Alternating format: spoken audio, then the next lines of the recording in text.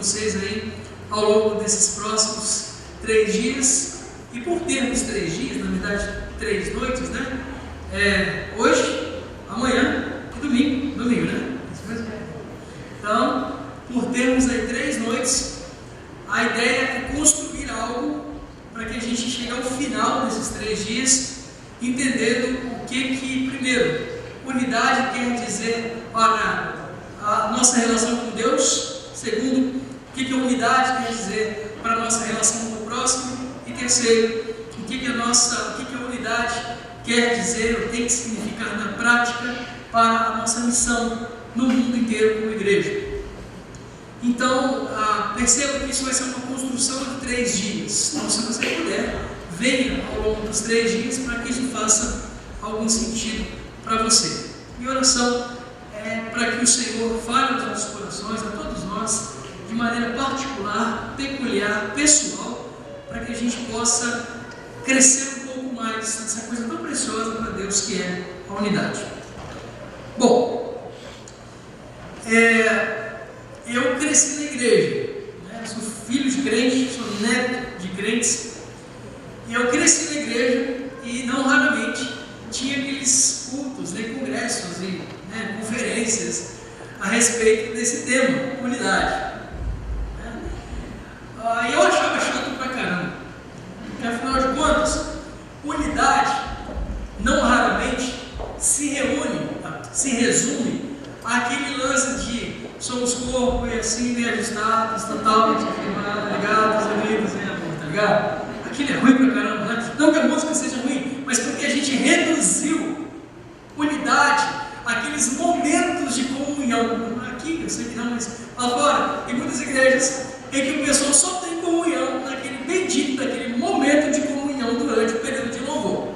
O povo do líder de louvor pega o microfone e fala assim: agora eu quero que você saia do seu lugar e você fale aí com 10 pessoas, vamos ter um momento de comunhão. Aí canta, né? Somos corpo, assim bem ajustados, totalmente ligados, unidos em amor.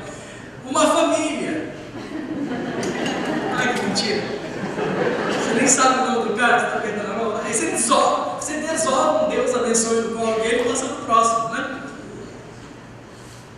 Aquilo me deixa bastante frustrado, porque eu não sou tímido, sou introvertido, né? Qual é a diferença? O tímido não consegue falar com um indivíduo nem com uma multidão. O introvertido consegue falar com uma multidão, mas ele tem dificuldades em falar, né, um a um, tete a tete. Eu sou assim, né? Então eu estou à vontade aqui falando com vocês, mas se você não conversar comigo pessoalmente, sabe que eu vou ficar assim, vou engasgar um pouco. Então esse negócio de você sair do seu lugar e falar, aí o irmão piora a situação. Ele fala assim: vai falar com alguém que você não conhece. Aí eu falo: não faz isso não. Pior, a mão de alguém aqui sua. Alguém tem mão que sua pra caramba aqui? Levanta a mão, sem vergonha. Dá uma olhada, velho. O irmão pede para dar a mão para o outro. Um representando a nossa unidade, dando a mão para o outro. É ruim, né? Porque depois termina de orar, já viu? A galera vai assim, já viu? É verdade, né? Pode falar o que você quer. De modo que esse negócio de unidade, para mim, ficou meio perdido. O que isso quer dizer, no fim das contas? E para que unidade? O que eu já ouvi de coisa a respeito de unidade é de cansar, é desesperador. Porque para muita gente, unidade é usar o mesmo tipo de roupa. Unidade é gostar das mesmas músicas. Unidade é ir na mesma igreja. Unidade é usar o mesmo vocabulário. O nosso é o crentesco, é o evangeliquismo, coisa horrorosa, né? Para muitos, ser um significa nós nos parecermos uns com os outros e sermos reconhecidos como crentes por aí. O que também é uma coisa chata pra caramba, e não pode ser, né? Unidade não pode ser isso, porque o grupo que Jesus de Nazaré escolheu para andar consigo, ele era qualquer coisa menos unido, menos conceito que nós temos de unidade, de parecermos, sermos iguais uns aos outros. Se tem uma coisa que o grupo de Jesus de Nazaré eram marginais, no sentido de andarem à margem da sociedade, e totalmente heterogêneos. Que você para para pensar num sujeito como o Mateus. O Mateus era um coletor de impostos que trabalhava para o poder estabelecido. Se fossem os judeus, marionetes dos romanos, não interessa. O Mateus era um funcionário público, era um cara que estava ali na sociedade para servir como instrumento de opressão daquele povo. Por isso, ele era odiado pelos judeus, pela sociedade da sua época. Mas Jesus chamou para si também um cara chamado Simão, não Pedro, o Zelote. Simão, chamado Zelote, fazia parte de uma seita do judaísmo ultra radical, uma seita de direita do judaísmo, chamada de Zelotes. Os Zelotes eram os separatistas, eles eram os caras que queriam derrubar o governo estabelecido, os fantoches, como Herodes, por exemplo, e queriam se libertar de Roma. Ou seja, Jesus chama um cara da extrema direita e um cara, nesse caso, o Zelote era da extrema esquerda, um cara da extrema esquerda contra o governo e um cara que é funcionário do governo, visto como traidor pelos demais. E ele põe esses dois caras para sentar à mesa na última ceia, inclusive, ao longo de 3 anos. Ele está reunindo gente de tudo que é tipo para poder andar com ele e formar o tal do corpo bem ajustado, totalmente ligado com o Miriam. Cara, alguma coisa talvez esteja errada no nosso conceito de unidade. Parece que unidade é igual ao reino de Deus. Todo mundo fala a respeito, mas ninguém sabe definir. Já viu que a gente fala pra caramba no reino de Deus? Se eu te perguntar o que é reino de Deus, você pode simplificar, mas você não consegue definir. Unidade, eu tenho a impressão, é a mesma coisa. A gente fala pra caramba, mas na hora a gente não sabe o que quer dizer. Porque unidade não é uniformidade, você concorda? Unidade não é uniformidade.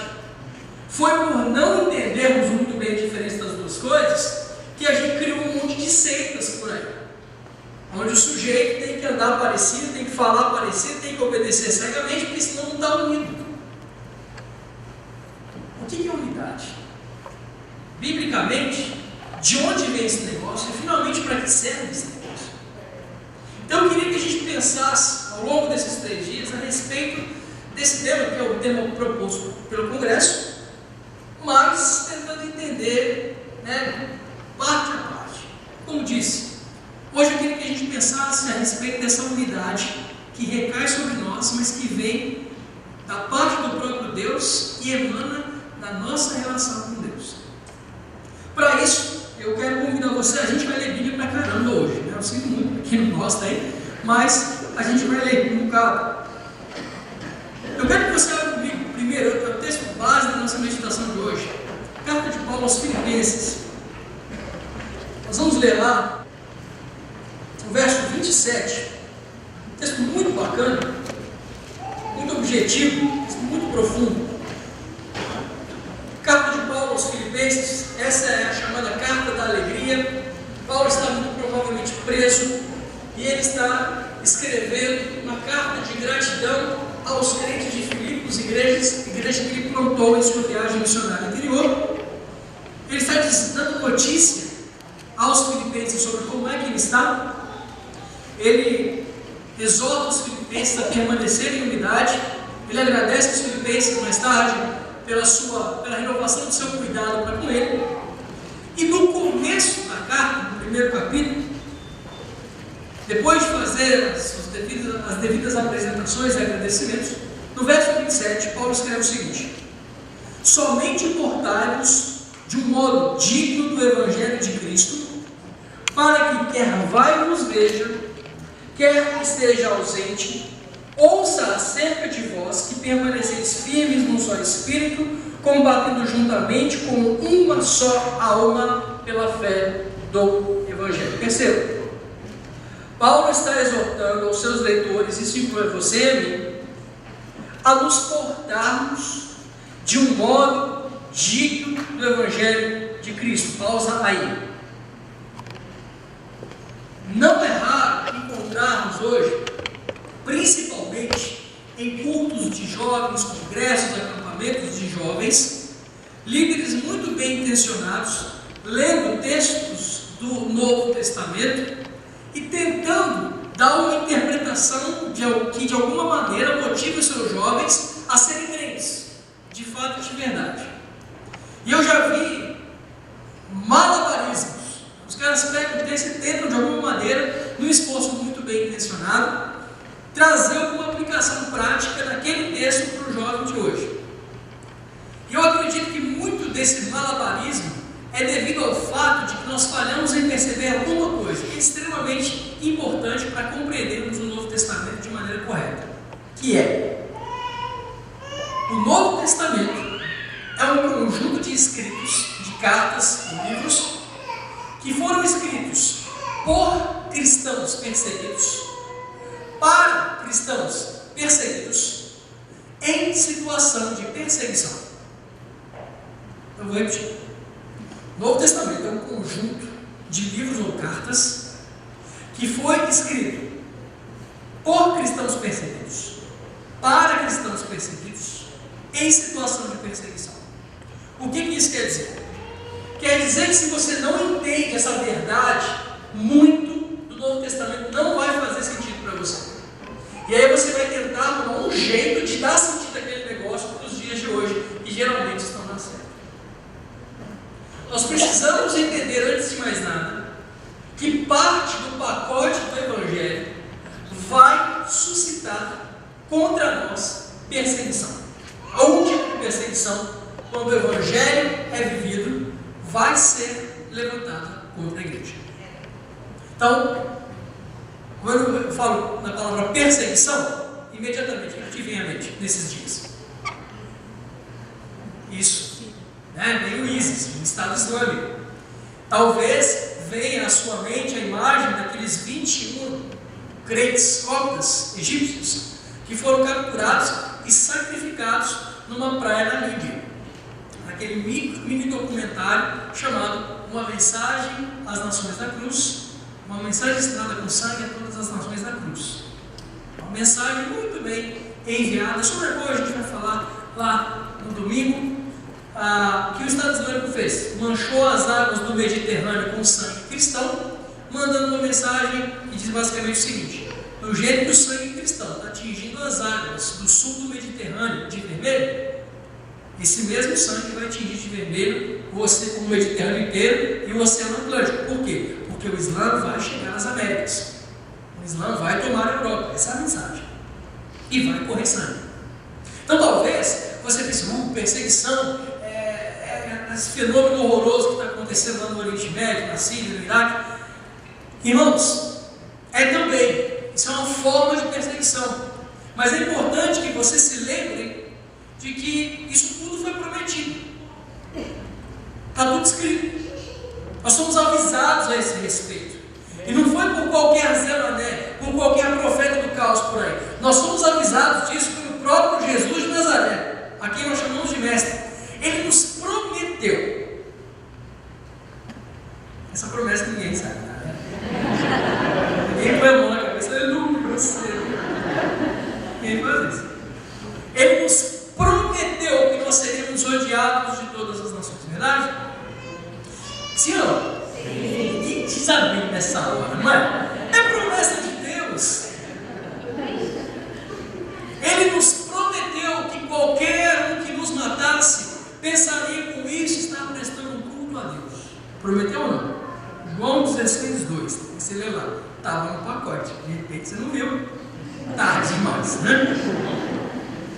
Não deveria nos surpreender o que tem acontecido no nosso mundo, assim como não pode deixar de fazer parte da nossa interpretação bíblica a noção, a premissa de que o Novo Testamento, conjunto de livros e cartas escritos por cristãos perseguidos, a cristãos perseguidos em situação de perseguição. Isso dito mais de sentido do que Paulo está falando aos Filipenses aqui. Você lê o capítulo todo, é muito interessante, mas Paulo está dizendo: somente portai-vos de um modo digno do Evangelho de Cristo. E qual é o modo digno de se portar no Evangelho de Cristo? O que é uma maneira decente de você ser cristão? Paulo responde: o que é isso? Bom, para que quer vai vos veja, quer esteja ausente, ouça acerca de vós que permaneceis. Ou seja, Paulo está falando de um estilo de vida. O Evangelho não é uma mensagem religiosa. O Evangelho é o modo de vida no reino de Deus, no qual a gente persevera. Nossos momentos de comunhão têm que durar do dia que nós nos convertermos até o dia que nós nos juntarmos ao Senhor, seja pela morte, seja pelo arrebatamento. É o estilo de vida, é um modo de viver novo. A gente vai entender um pouquinho como é que esse negócio veio acontecer. Mas olha só: permaneceis firmes em um só espírito, combatendo juntamente com uma só alma pela fé no Evangelho. Unidade, meus irmãos, muito mais do que apenas uma iniciativa da igreja. Esse ano estamos tão tocados, o tema da igreja é unidade. Olha que bonitinho, 2015, ano da unidade, né? Aí você fica sensibilizado: a pastora falou comigo de unidade. O retiro da família foi tão tremendo, né? Deus falou comigo, eu senti uma paz no coração, né? Eu estou tão querendo ser unido com o meu irmão. Esse ano eu vou ser unido, né? Cara, eu sinto muito, mas esse aqui é o primeiro ano do fim das suas vidas. Esse é o primeiro ano a partir do qual você está condenado a viver em unidade para sempre com o corpo de Cristo. Se é que isso é uma combinação. É igual o ano das missões em 2011, é o ano, né? Que foi uma pena, eu devia ter feito aquilo. Eu vim por acidente nesse negócio aqui, né? Foi sem querer. 2011, a gente esteve junto lá no retiro da família, foi bacana, Deus falou, e aí arrumou um monte de problema. E sempre tem um monte de gente que saiu daqui de Criciúma, da Celuto, para outros lugares do mundo aí. Isso é bacana, por quê? Porque aconteceu em 2011 e vocês estão adotando isso como estilo de vida. Estão falando em Xanxerê, maravilha. O que mais? Vamos para onde? Vamos fazer o quê? Tem um monte de jovens aqui. Eu espero que estejam fazendo as perguntas certas. Tá? O que eu vou fazer com os próximos anos da minha vida, já que a minha igreja é uma igreja missionária? Deus está soprando o vento missionário aqui. Então é bom vocês verem. Joia, agora vocês inventaram de fazer esse negócio de ano da unidade. Vai dar mais problema. Por quê? Porque ser um, cara, às vezes é problemático demais. Porque para ser um, amanhã a gente vai falar sobre isso, a unidade entre o corpo. Para ser um, você tem que, para começo de conversa, você tem que considerar o outro superior a você mesmo.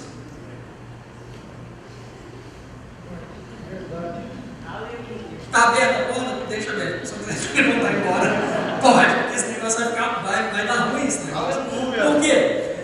Considerar o outro superior a você mesmo, irmão. Não, Paulo fala aos Filipenses: não ter em vista aquilo que é propriamente seu, mas aquilo que é do outro, o bem do outro. Meu irmão, isso é bonito na hora do período de louvor. Na prática, esse treino, esse negócio requer a morte do eu. Deixa eu dizer, morrer para Cristo pode ser bonito na hora que a gente está falando, mas na hora de tomar sua cruz, negar-se a si mesmo, seguir todo santo dia, isso é ruim demais, cara. Ninguém quer isso. E unidade vai te custar isso. Pode ficar tranquilo. Paulo está dizendo isso para a gente. A maneira digna de se portar como discípulos de Cristo é estar firmes no seu espírito, combatendo juntamente com uma só alma pela fé do Evangelho. Joia. Mas vai ser tão difícil, eu não vou conseguir. Irmão, não vai não. Não vai mesmo não. Mas Deus dá um jeito nisso aí. Desculpa, vou usar treino agora, porque é força do rápido. A unidade não é uma iniciativa que é resultado da boa vontade da igreja. Unidade é uma boa notícia. Unidade é o destino da igreja. Isso é muito bacana, né? Porque nós vamos ser um, nós queiramos ou não. Porque Deus quer isso. E Deus quer isso desde o começo.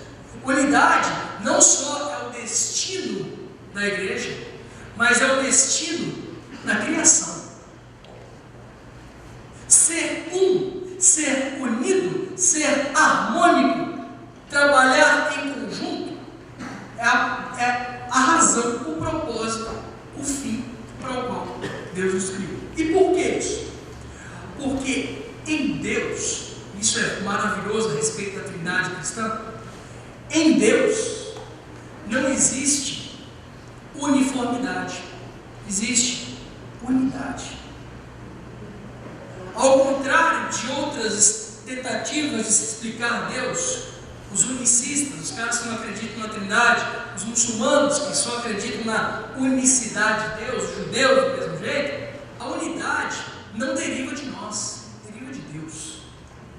Alguém disse que a canicidade do cão está no cão, mas a humanidade do homem está em Deus. Muita coisa que você e eu somos deriva de Deus, a gente só não sabe disso, nem reconhece isso. Unidade é uma delas. Por quê?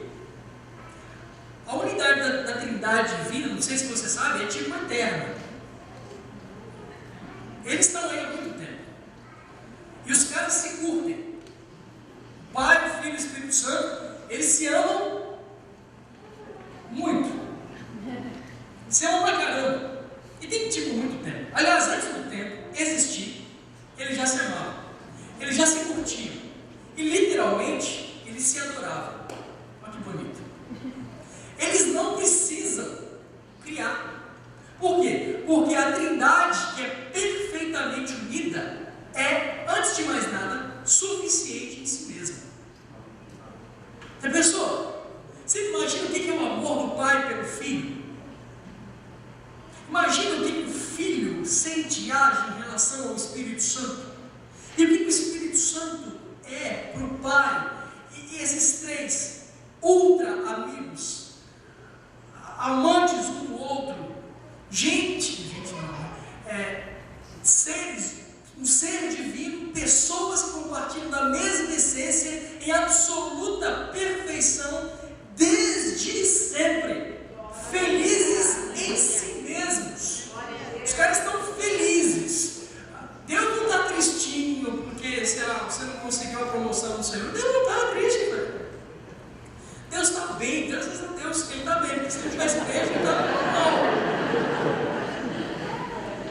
Deus está bem, Deus está feliz, Deus sempre foi feliz em si mesmo. A Trindade, as três pessoas divinas sempre foram felizes, absolutamente autossuficientes. E isso quer dizer que eles não precisam da gente.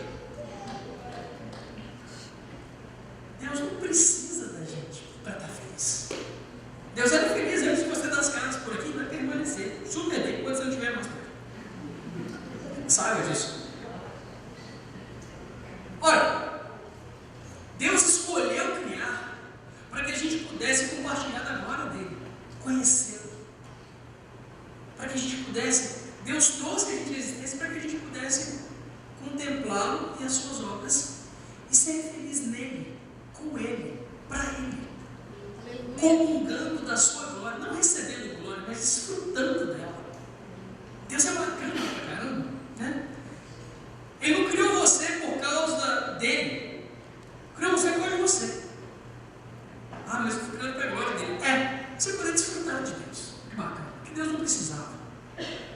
Deus é unido, e a partir dessa sua unidade veio a criação destinada a se parecer com Deus nesse sentido, em ser unido.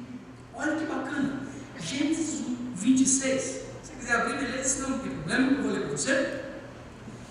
Em Gênesis capítulo 1, no primeiro capítulo da Bíblia, no verso 26, olha que legal. Depois que Deus criou, os luminares, a luz, e enfim, as águas em cima e embaixo, na porção seca, na porção molhada, ele faz aparecer a relva, as árvores, os frutos, ele povoa as águas, depois povoa a terra. Aí Deus fala assim, pronto. Olha o verso 26. E disse Deus, façamos. Aí, já deu errado. Disse Deus, não são deuses. Disse Deus, e ao verbo, façamos. Como assim, cara? Os caras traduziram isso exatamente como está no original, lá no hebraico. Exatamente isso. Só que em vez de Deus disse façamos, diz Elohim, ou seja, deuses ou espíritos. Então, disse deuses, façamos. É um Deus plural que cria no singular. Já começa a dar errado, como muito sempre aí. É um Deus que é plural, criando o verbo bara. No hebraico é um verbo no singular. Lá na frente, façamos um homem a nossa imagem e semelhança, conforme a nossa semelhança. Domine ele sobre os peixes do mar, sobre as aves do céu, sobre os animais do mar, sobre toda a terra e sobre todo réptil que se arrasta sobre a terra. E lá mais tarde vai dizer, criou Deus o homem, né? À sua imagem. Homem e mulher os criou. É um Deus plural que de maneira unida cria no singular. Quando você avança um pouquinho mais lá para frente, capítulo 2 de Gênesis, verso 18, diz: disse mais o Senhor Deus, né? Gênesis 2 é uma releitura da criação em maiores detalhes. Aqui só tem o homem. E aí disse mais o Senhor Deus: não é bom que o homem esteja só. Então, você já está sabendo. O homem foi criado para existir em sociedade, em comunidade. Aliás, tem um pedagogo muito famoso, ele é o guru da pedagogia, e ele fala uma coisa muito interessante. Ele fala que todo conhecimento humano é derivado da coletividade. O que ele está querendo dizer com isso? Pense em você. Me diga uma coisa que você aprendeu sozinho. Uma coisa. Eu aprendi inglês sozinho. Aprendeu nada. Primeiro que alguém inventou a língua inglesa. Sozinho. Né? O que você aprendeu? Tudo, absolutamente tudo. Ok? Desde ir no banheiro até a maior habilidade da expertise da sua profissão, tudo veio de outra pessoa para você. Ou veio de outra pessoa, ou veio por meio de outra pessoa para você. Isso é a pedagogia dizendo que ninguém aprende nada sozinho. O ser humano não é um ser que foi criado para ser só. É exatamente o que eu estou dizendo. Não é bom que o homem esteja só. E aí Deus tem uma ótima ideia. Eu acho que essa ideia foi melhor do que criar um homem. Ele cria a mulher. Graças a Deus. Né? Deus cria a mulher. Olha que lindo Deus, cara. A preocupação de Deus. Não é bom que o homem esteja só. Far-me uma ajudadora que lhe seja idônea. Da terra formou, pois, o Senhor Deus todos os animais do campo, todas as aves do céu. Nos trouxe ao homem para ver como ele chamaria. Presta atenção nisso. O homem está lá, na sua existência meio sem graça, cinza. Eu acho que era meio bagunçada, como era solteiro. E de repente, Deus acha uma boa ideia criar a mulher. Aí tudo ficou perfeito. Está tudo beleza. Por quê? Porque o homem tem unidade e comunhão com o seu Deus, tem unidade e comunhão com a sua semelhante, e ele tem unidade e comunhão com o meio no qual ele vive. Por que a gente sabe disso? Porque Deus está mandando vir os animais para que o homem dê nomes aos animais e domine sobre eles. Esse dominar no hebraico é, na verdade, um verbo que diz cuidar. Domine sobre a terra, blá blá blá, é cuide da terra como um filho cuida da sua mãe. O nome de Adão vem do nome de terra, que é Adamá. Literalmente o hebraico está dizendo: esse homem foi tirado do ventre da terra.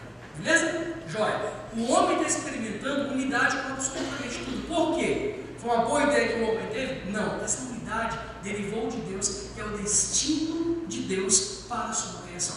Você está entendendo? Amém. Jóia. ele continua, né? Lá embaixo, no verso 21.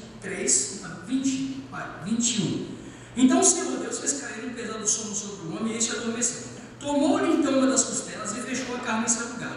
E da costela que o Senhor Deus lhe tomara, formou a mulher e a trouxe ao homem. Presta atenção nesse verso 23. Então disse o homem: esta agora é osso dos meus ossos, carne da minha carne, e ela será chamada varoa, porque do varão foi tomada. Desculpa, vou abusar da sua paciência.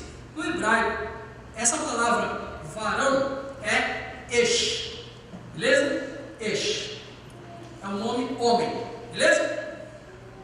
O nome varoa, como você vê aqui, é Ishá, beleza? É a varoa. O que é isso? Quando Adão acorda do seu pesado sono, ele vê a mulher. E o jogo de palavras bem poético no hebraico está dizendo que Adão acordou, olhou para aquele ser e não teve palavras para descrever. Olhou para ela e falou assim: uau! Uau! Você, cara, você.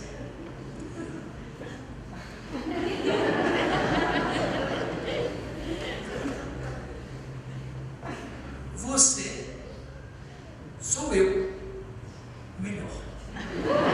Sério? Você sou eu. Você sou eu melhorado. Maridos, tem uma dica agora, né? Pode ser uma nova declaração de amor que você faz com a mulher. O marido cristão não precisa dessas dicas, porque afinal de contas o amor do marido cristão é o mesmo, né? Os votos que ele jurou diante do altar permanecem até o fim da vida. Aleluia, até que o morto separa. Ora, aí ele declara que lindo: osso dos meus ossos, carne da minha carne. E olha o que o verso seguinte diz: portanto, deixará o homem seu pai e sua mãe e unir-se-á a sua mulher, o seu eu melhor, e serão uma só carne. Sem o homem querer, Deus está criando um jeito de fazer as coisas de modo que o homem seja um com a sua esposa. A unidade que está derivando de Deus está pingando na relação do homem com Deus, na relação do homem com a natureza e agora na relação do homem com a sua mulher, com a sua jogadora, com o seu cônjuge. Unidade é propósito de Deus desde a criação, irmãos. É destino da criação. É destino do ser humano. É destino do casamento. Mas aí veio o capítulo 3. Maldito capítulo 3. Por quê? Porque está contando a história do que aconteceu. Adão e Eva pisaram no tomate, né? Comeram da fruta. A Eva comeu. Depois deu ao seu marido Adão. Ambos viram que estavam nus. E imediatamente a reação do homem é se esconder de Deus. A unidade começa a ser quebrada a partir desse momento. Quebra-se a unidade entre Deus e o homem, e lá embaixo, verso 9: chamou o Senhor Deus ao homem e lhe perguntou: onde estás? Respondeu-lhe o homem: ouvi a tua voz no jardim e tive medo porque estava nu escondido. E Deus lhe perguntou mais: quem te mostrou que estavas nu? Comeste da árvore de que te ordenei que não comestes? Ao que o homem respondeu, lembra? Ishá. Você sou eu melhorado. Senhor, a mulher que me deste, não é mais varoa, é a peste, a miserável que o Senhor colocou do meu lado, me deu, e eu, vítima, comi. Em última instância, o Adão não está botando a culpa na mulher, ele está colocando a culpa em Deus. Por quê? O pensamento: foi a mulher que o Senhor me deu. Se o Senhor não tivesse me dado essa criatura, eu estava bem. Cadê aquela unidade mesmo? O homem ser com a sua carne, com a sua mulher? Perceba o que o pecado está causando, a entrada do pecado. A unidade planejada e estabelecida por Deus sobre a criação está sendo arruinada por causa do elemento pecado. Assim que o homem se separa de Deus, a primeira coisa que ele faz é se separar de sua mulher. Em seguida, você vai ver que a partir de agora vai haver falta de unidade entre o homem e o seu meio. Ou seja, aquelas três harmonias que a gente viu tão belas no começo, a harmonia entre Deus e o homem, a harmonia entre o homem e sua mulher, a harmonia entre o homem e o meio, tudo isso foi arruinado por causa do pecado. Você está comigo aí? Amém. Beleza. Deu errado, acabou. Fomos expulsos da presença de Deus. Deus começa a história da missão, como você já sabe. E lá em Gênesis capítulo 11 acontece uma coisa que ainda é pior. Não sei se é pior, né? É tão ruim quanto talvez. O pessoal acha uma boa ideia construir uma torre. Lembra da torre? Você não lembra? Você não viu a história? Ora, os caras resolvem construir uma torre. Eles se ajudam na planície de Sinai e falam assim: olha, vamos fazer o seguinte, a gente é bom pra caramba, a gente é gênio, nós merecemos passar para a história. Então vamos fazer o seguinte, vamos nos ajuntar, construir uma cidade, e nessa cidade nós vamos construir uma torre que chega até o céu. Mas tá bom, né? A arrogância do homem é tão patética que ele não percebe que ele não pode se levar a sério. É exatamente o que está acontecendo aqui. Vamos construir uma torre para chegar até o céu. E para quê? Para que não sejamos espalhados por toda a terra, para tornarmos célebre o seu nome. Aí a gente pensa, mas olha que bonito, eles estão se ajuntando de novo, mas não confunda a unidade com a idolatria. É exatamente o que está acontecendo aqui. O homem está querendo fazer um nome para si, quando na verdade o nome que deveria ser conhecido, como a gente vê pela Gênesis, é o nome do Criador. A glória do Criador deveria se espalhar sobre toda a terra. Eles, no entanto, estão se reunindo para não serem espalhados e para fazer um nome famoso para si. O que Deus faz? Acho bonito, né? Porque verso 7 de Gênesis 11, Deus fala assim: eia, desçamos. Olha o plural aí de novo. Olha a unidade divina agindo em conjunto. Deus desce em unidade para desfazer a bagunça da idolatria humana. Ele desce, vê aquele negócio, assim, chega, como não basta nisso, Deus confunde as línguas. Perceba o que está acontecendo em Babel. Deus confunde as línguas. Ao confundir línguas, o que acontece é a formação de povos. Você concorda? Não se engane. A língua é o principal fator de identidade de um povo. Quando um povo não fala a mesma língua, ele vai criar múltiplos povos, não tenha dúvida, e é o que acontece em Babel. Mais do que separar as línguas, Deus está proliferando a desunidade, a desunião da humanidade. Gente, Deus não gosta de Babel. E toda vez que ele sente cheiro de Babel, ele acha para poder desmantelar aquele negócio. Inclusive, quando a igreja resolve imitar Babel. Toda vez que a gente se une, toda vez que a gente se ajunta e se aglomera para criar um nome famoso para a gente, para estabelecer placa, fincar bandeira, promover denominação, todas as vezes que a gente se reúne para estabelecer a nossa agenda e deixar a agenda de Deus de lado, não se engane, no seu tempo, o Deus que não se deixa escarnecer, desce para embargar a nossa obra e acabar com os nossos planos. Cuidado com as motivações do seu coração. Deus não gosta de Babel. Ele é ciumento pra caramba da glória dele. A hora que o homem resolve tentar sequestrar a glória de Deus, Deus fica irado. E quando Deus fica irado, não é bom. Vamos deixar assim. Não é uma boa coisa. Horrenda coisa é cair nas mãos de um Deus irado. A partir de Babel, nós fomos feitos vários povos povos implicam diversos territórios. Território implica desejo por mais. Aí vem as guerras, as matanças, a fome, as bandeiras, as fronteiras, toda essa bagunça na qual a gente vive hoje tem origem lá em Babel. Qual é a resposta de Deus para esse negócio? Um verso que já foi um texto que já foi citado inclusive aqui no início do culto. Salta na história comigo e vai lá para a última noite de Jesus com os seus discípulos.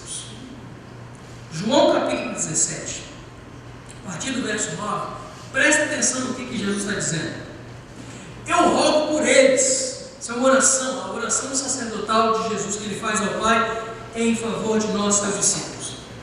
Eu rogo por eles, não rogo pelo mundo, mas por aqueles que me tens dado, porque são teus. Olha que coisa mais linda, gente, olha isso. Olha o verso 10. E lembra, antes de ler o verso 10, lembra que a unidade que Deus espera de nós, que Deus vai implantar sobre nós, é a unidade que existe dentro dele mesmo. Lembra que a gente falou isso no começo? Olha isso. Olha o que Jesus fala para o Pai. Todas as minhas coisas são tuas, e as tuas coisas são minhas, e neles, de nós, eu sou glorificado. E já pensou você chegar aqui na sua igreja e dizer: irmãos, tudo que eu tenho é de vocês? Você tem coragem de dizer um negócio desse? Fala sério, não vou contar para a pastora Ana, fala sério. Você tem coragem de dizer uma coisa dessa? Fala sério. Deixa eu encorajar. Eu não. Alguém mais? Tudo que eu tenho é de vocês. Sabe por que a gente não tem coragem? Porque a gente tem medo de que o outro não faça a mesma coisa. Porque se o outro não me considerar superior a ele mesmo, ele vai querer tudo que é meu. A gente não tem coragem de falar um negócio desse, porque a gente também quer o que é do outro. A gente tem medo de ficar sem. Mas não foi Jesus que disse que o Deus que cuida dos pássaros do céu, que veste os lírios do campo, é o mesmo que faria provisão das necessidades que a gente tem? Estas demais coisas, ele está falando de o que comer e o que vestir, que no vocabulário bíblico é a maneira de dizer tudo o que vocês precisam. Lembra? Novo Testamento é um junto de escritos feitos por cristãos perseguidos, para cristãos perseguidos em situação de perseguição. Na cabeça desses caras, você ter o que comer e ter com que se cobrir, o que vestir, tá bom. Tá bom para você?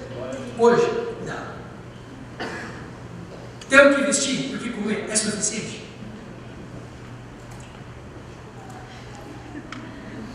Ser crente não é fácil, tá falando? Se a gente for ler o texto cru do jeito que ele está, fica pior. Jesus está dizendo: olha, presta atenção, o caldo engrossa, gente, e fica ruim para a gente. Olha só, todas as minhas coisas são tuas, e as tuas coisas são minhas, e neles sou glorificado. Eu não estou mais no mundo, mas eles estão no mundo, eu vou para ti. Pai Santo, guarda-os no teu nome, como me deste. Prepara, segura na cadeira, para que eles sejam um. Olha que bonito. E aí piora, assim como nós. Volta um pouquinho. Como é que o pai é um com o filho? Todas as suas coisas são minhas, e as minhas coisas são tuas. E por favor, faz ele ser igual a gente. Essa é a oração que Jesus está fazendo. E gente, ele não está falando de bens, ele está falando de coração. O reino de Deus não é feito de bens.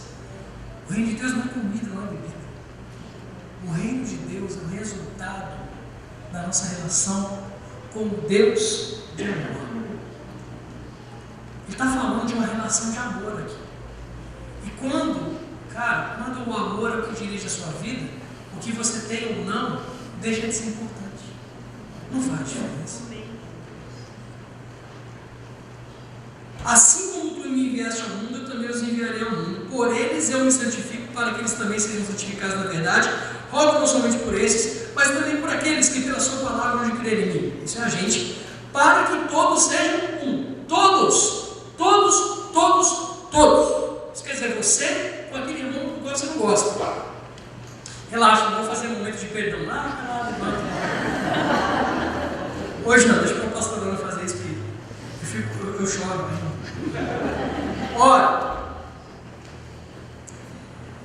para que todos sejam um, assim como tu, de novo, tu, ó Pai, és em mim e eu em ti, que eles também sejam um em nós. Aí está o segredo. A única maneira possível de que você e eu sejamos um é se nós dois nos encontrarmos em Deus. Fora dele, a gente vai se pegar. Fora dele, a gente bombardeia um ao outro. Fora de Deus, a gente corta a garganta um do outro na praia. Fora de Deus, nós derretemos populações inteiras com armas de destruição massiva. Fora de Deus, nós usamos a fome como arma de guerra, como o governo sudanês faz há 20 anos contra os cristãos do sul, usando a fome como arma de guerra. Fora de Deus, gente, preste atenção nisso.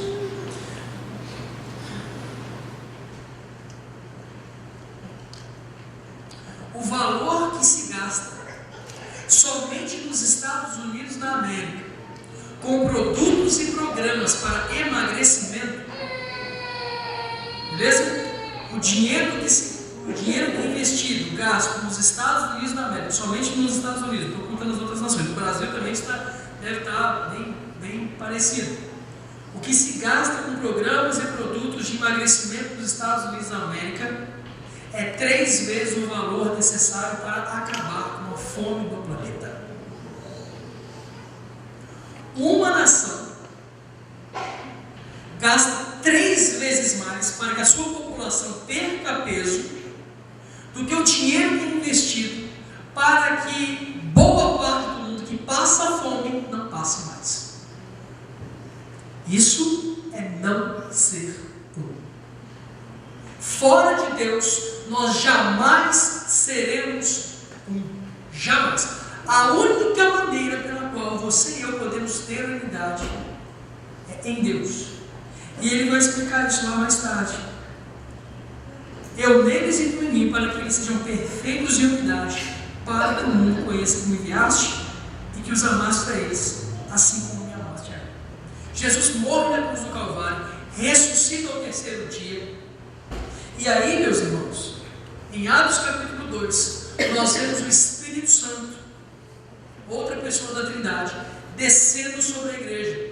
E olha que coisa mais linda que está acontecendo.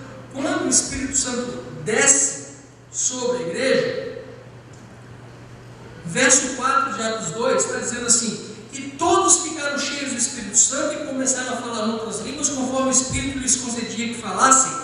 Habitavam então em Jerusalém judeus, homens piedosos de todas as nações que há debaixo do céu. Todas as nações. Aquelas nações que foram separadas lá em Babel, lembra? Quando as línguas foram confundidas e as nações foram proliferando, homens e mulheres de todas as nações debaixo do céu, conforme o texto está dizendo, estavam reunidos em Jerusalém no dia de Pentecostes, não é?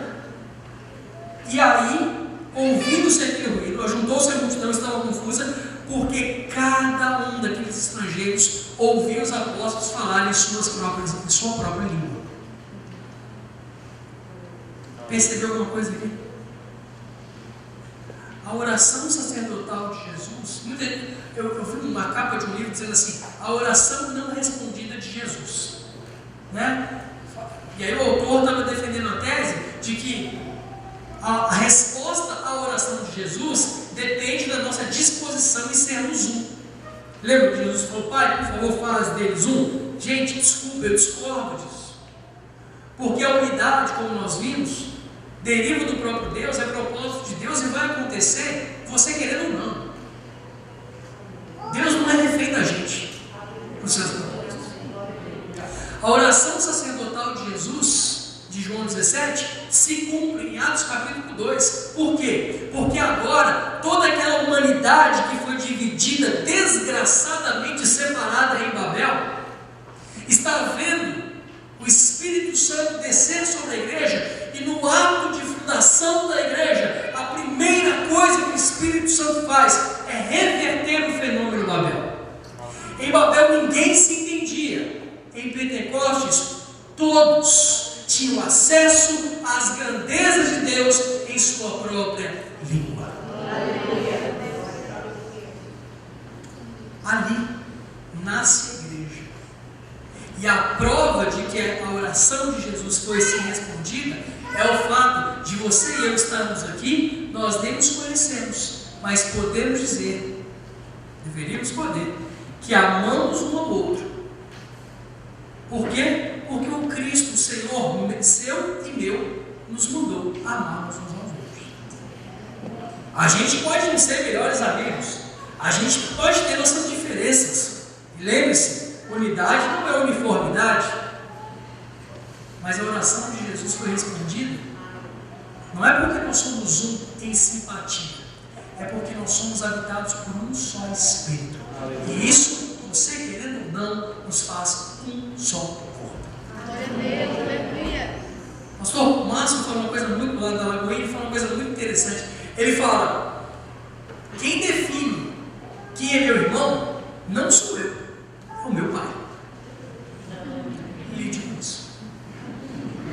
Durma com esse barulho. Por quê? Você pode não gostar do seu irmão, você pode até tentar dizer, né, meu irmão? Mas eu não acho. E faz diferença. Como não faz diferença? Eu sou livre em Cristo. Você é livre em Cristo para fazer o que Cristo quer que você faça. Não, mas ele tem o direito. Ei, não, sou filho do rei. Que filho do rei? Para com esse trem. Seu direito foi gravado na cruz junto com a sua cédula de dívida. Você devia ser grato. Quem define quem é seu irmão é seu pai, não é você. Ah, mas eu não gosto. Sim, isso é um reino, não é uma democracia. O que isso quer dizer? Põe amor nas minhas palavras, como diz um colega meu, professor do carisma. Põe amor nas minhas palavras. Fala para você que isso é um reino e não uma democracia. Quer dizer que o que você e eu achamos não interessa. Não faz a menor diferença. No reino, o rei manda, o resto obedece. E tá bom assim. O rei sabe o que faz, a gente não. É simples, gente. Vamos manter desse jeito. Finalmente, você chega na carta aos Efésios. Efésios capítulo 2, verso clássico dos reformados, sessão luterana. Sabe de cor? Vamos lá. Efésios 2, verso 8. Juro, estou acabando. Porque pela graça sois salvos por meio da fé, isso não vem de vós, é dom de Deus, não vem de obras, para que ninguém se glorie, porque somos feitura sua, criados em Cristo Jesus para as boas obras, as quais Deus antes preparou para que andássemos nelas. Portanto, lembrai-vos, presta atenção, que outrora vós, gentios na carne, chamados incircuncisão, chamados circuncisão feita pelas mãos dos homens, estavam naquele tempo sem Cristo, separados da comunidade de Israel, estranhos aos pactos da promessa, não tendo esperança sem Deus no mundo, mas agora, em Cristo Jesus, vós que estáveis longe, já pelo sangue de Cristo, chegastes perto, porque Ele é a nossa paz, o qual de ambos os povos, que ambos os povos, judeus e os gentios que estavam longe de Deus, fez um, derrubando a parede de separação que estava no meio, na sua carne desfez a inimizade, isso é, a lei dos mandamentos contidos em ordenanças, para criar em si mesmo, dos dois, um novo homem, assim fazendo a paz. E pela cruz, reconciliar ambos com Deus em um só corpo, tendo por ela matado a inimizade, e vindo, ele evangelizou a paz a vós que estáveis longe, e a paz aos que estavam perto, porque por ele, ambos, temos acesso ao Pai em um mesmo Espírito. Assim, pois, não sois mais estrangeiros, nem forasteiros, antes sois concidadãos dos santos e membros da família de Deus, edificados sobre o fundamento dos apóstolos e dos profetas, sendo o próprio Cristo a principal pedra de esquina, no qual todo edifício cresce para o templo santo do Senhor, no qual vós também fosse juntamente edificados para a morada de Deus. Aleluia. Glória a Deus. Isso é um retrato de uma humanidade completamente bagunçada, destroçada pelo pecado, separada de Deus, separada de si mesmo, separada do meio, sendo reconciliada na cruz do Cristo, sendo agora habitada pelo Espírito, no qual a gente finalmente é um só corpo. As boas notícias dessa noite, irmãos, é que unidade é desejo de Deus, é plano de Deus, é propósito de Deus, é destino de Deus, não só para a sua igreja, mas para toda a criação, quando o reino vier. Aleluia. A pergunta que você tem que se fazer é se você vai se juntar a Deus no plano de unidade que Ele está implantando, ou se você vai ser rebelde a Ele. Depende de você. A unidade há de vir, você querendo ou não. Você participando dela, cooperando com Deus ou não faz diferença. O privilegiado em ser um é você. Amanhã a gente vai ver como é que esse negócio se processa entre nós. A gente viu que, beleza, nossa relação com Deus está restaurada em um só corpo, por um só Espírito. Amanhã a gente vai ver como é que a gente consegue ser um com o outro. É a parte mais difícil desse negócio. Que Deus abençoe, eu espero, você não desanime e volte amanhã para a gente conversar mais um pouco. Deus abençoe.